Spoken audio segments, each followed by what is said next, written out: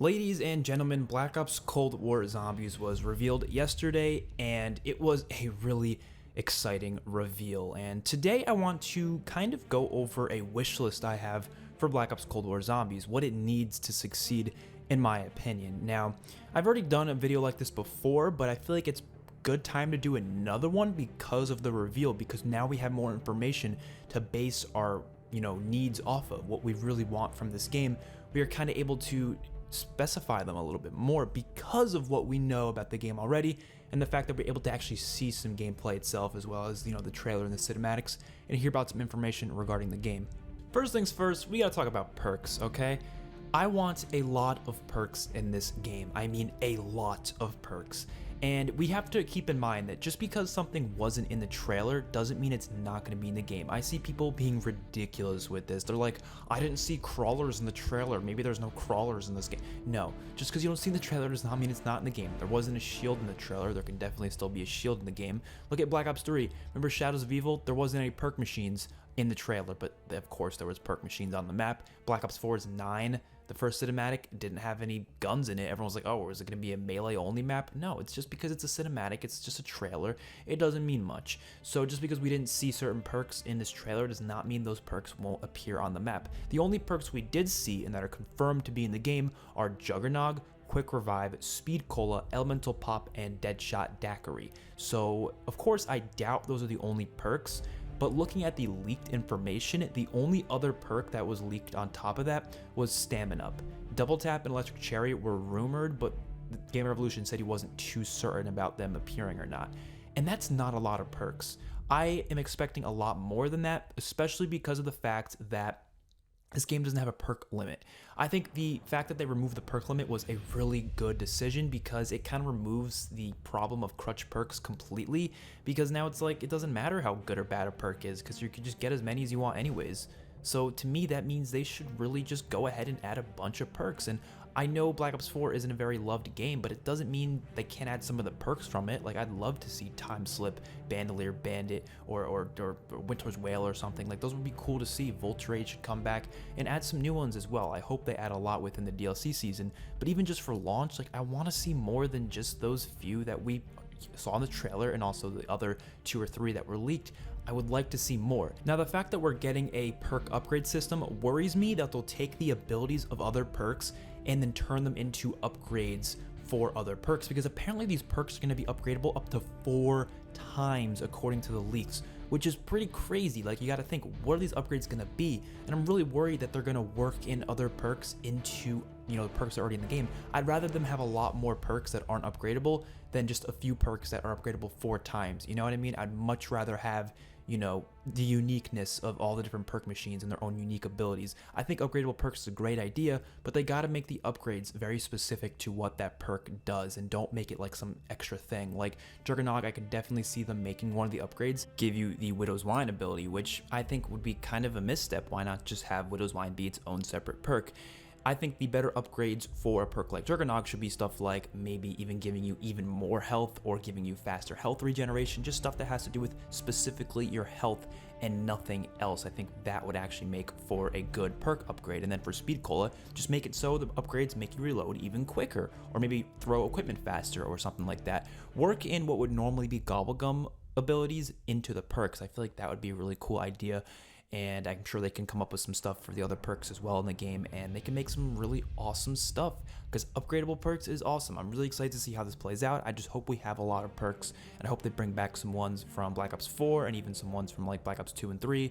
And PhD Flopper, that needs to return as well. I mean, PhD Slider, I would assume it would be PhD Slider, not Flopper, but you get the idea. I would love for that to return as well, and just have a lot of perk options. That's all I'm asking for. That's all I'm asking for. Well, that's not entirely true. I'm asking for a little bit more. Next up, we're going to talk about Easter eggs and boss fights, because to me, Easter eggs and boss fights are probably the most important thing to zombies, at least for me personally. Like, that is what'll make or break a map, is the Easter eggs and the boss fight itself, because I've really been coming to just love Easter eggs and zombies, especially ever since Black Ops 3. Before that, I wasn't really crazy about them. I kind of just, I was interested in them, but I never really wanted to do them, mainly because they weren't really solo friendly. Most of them you couldn't even do on solo, and the rewards didn't really seem all that necessary. But Black Ops 3's Easter eggs, I mean, getting into a boss fight isn't a reward enough, you know what I mean? Like, even if you aren't getting an actual reward in those Easter eggs, it's so much fun to play those boss fights that the Easter egg before, like, actually getting up to it is actually kind of worth it for the most part, at least for me.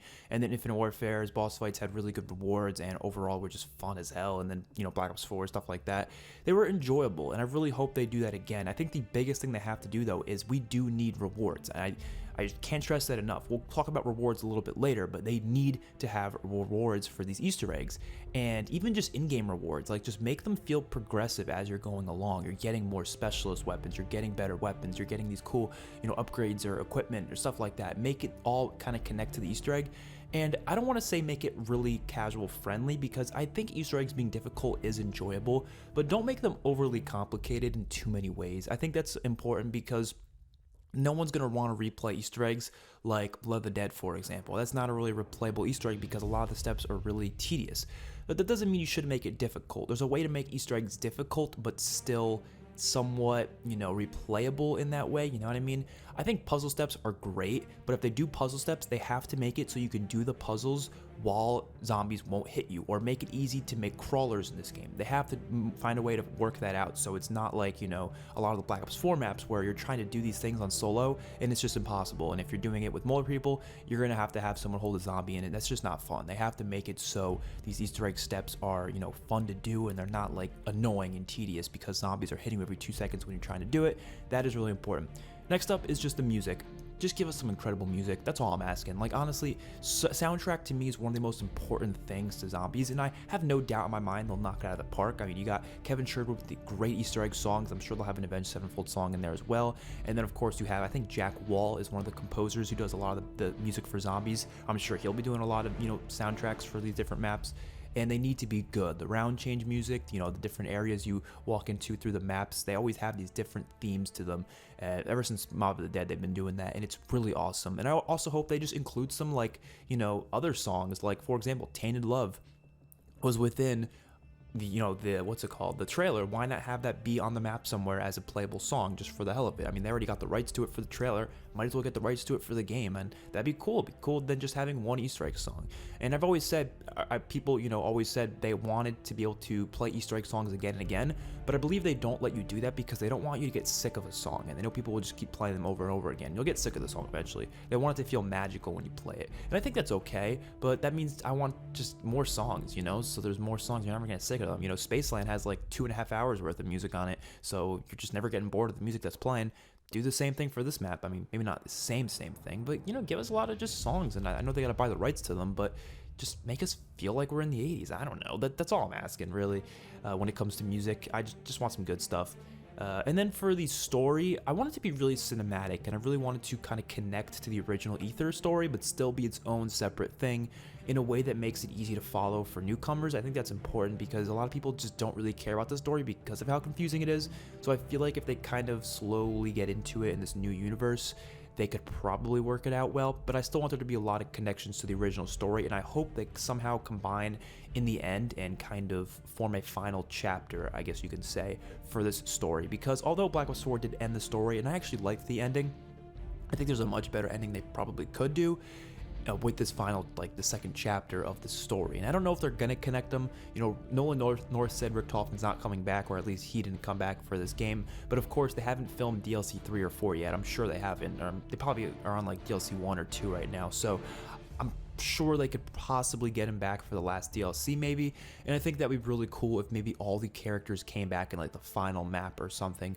Maybe not this game, maybe do it the next game, I don't know, but I think at some point them coming back would be really awesome, and if it would completely end the story, like, completely, I would be okay with that. You know, I do think that they're not going to end the story because they do want to continue with the Ether universe going forward. And if they put a complete like ending on it, then it's going to be like, all right, you guys ended it twice now. Like, come on, you know? That's why I don't feel like they're going to do that. But bringing them back in some way and ending this chapter in another way, I don't know.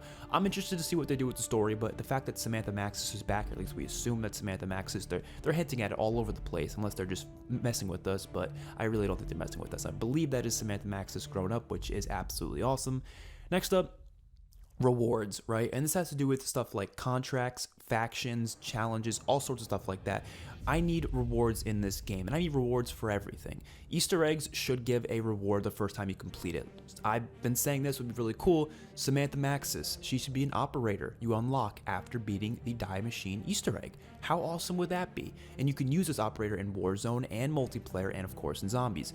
This would be really rewarding for players because we would get to use these awesome operators that are exclusive to beating the Easter egg wherever we want. We could show off the fact that we did the Easter egg, you know what I mean? And people might be like, oh, yo, how did you get that cool ass operator? Be like, I did the machine Easter egg. And you know, people who maybe are more casual and don't really like to do Easter eggs, you can show it off a little bit. And I think that's kind of cool, you know? Maybe if you do all the Easter eggs when the game's done, you get some really, like maybe Richtofen, they add in Richtofen as an operator or something. Do stuff like that where it's like, it's just rewarding to get these different skins based on the Easter egg. And I mean blueprints, like I said, operators, you can give us maybe camos, stuff like that that's actually worth it. Not face paints, not, you know, calling cards or emblems, none of that crap. Give us actual good rewards. Maybe even COD points you can throw in there. I don't know. They could figure out something you can use in the shop, or just something that is worth going for. And then of course in game we want some rewards too. Like I think it'd be cool if, like for example, on some Infinite Warfare maps, if you beat the Easter egg, that wonder weapon that is available on the map maybe unlocks and it's always available to you no matter what, so you don't have to do a quest to get it anymore. But I feel like the wonder weapon is going to be out of the box in this game anyways. I don't think that's going to be an issue anyways. But it would just be cool to just have some in-game stuff, maybe like a special wonder weapon, maybe the PPSH you don't get until you hit like first prestige or something. You know, give us prestige rewards too, assuming prestiging will be in the game. I really think it will, I'm not gonna lie. The leveling is unified between zombies and multiplayer now, so that could be interesting. But like I said, give us all sorts of rewards. Maybe the Reagan Mark II you don't get after completing certain things within the game. That would be nice. Contracts, you know, give us just daily challenges, just like killing 100 zombies with a sniper rifle or something, and then you give us some reward for it or something. That would be nice, and it would give me a reason to hop on every day and do some challenges and get some rewards for it, and that's, in my opinion, a good thing. And of course, the battle pass is going to be connected to zombies as well, so that makes it even better, in my opinion, because there's stuff to work for, rewards to go for. Next up, I'm going to say competitive zombies support. So what I mean by this is, I think they need to do a lot of steps in this game to make competitive zombies something that's possible, because competitive zombies is an interesting thing that's been kind of, you know, coming ever since like Black Ops 3. They've been kind of, you know, a lot of organizations and stuff that have been opening up to kind of give us ways to have competitive zombies, like Zombies World Championship, you have Zombies World Records online, stuff like that.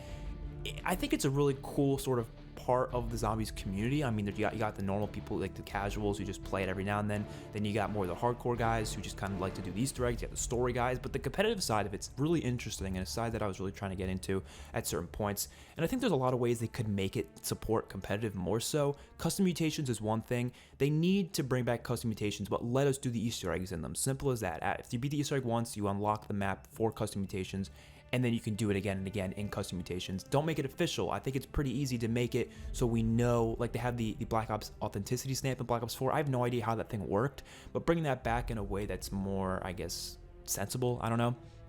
And you can actually make competitive zombies work well, and have it so in the top right hand side maybe of the gameplay, it literally will say that it is in custom mutations, so no one can really cheat, you know what I mean? There's a lot of ways they could probably figure out a way to force players to know what is, you know, going on, so you can't really, like, you know, beat the system or whatever. Because I feel like that's why they didn't let Easter eggs be done in custom mutations, because they were afraid of that. But I think there's ways to make it so it's, you know, obvious.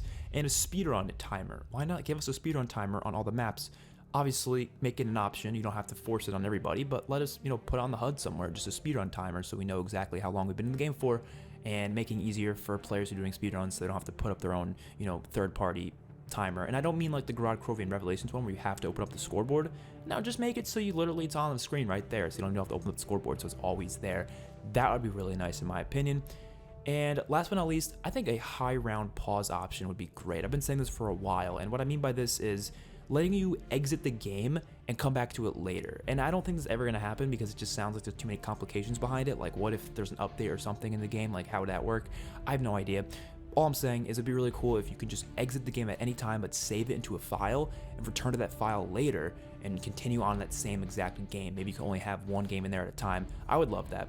It would just make for high round runs to be way more enjoyable. But regardless, that's going to do it for the video. Hopefully you all enjoyed. Let me know what your list is in the comment section below, and I'll see you guys in the next one. Peace out.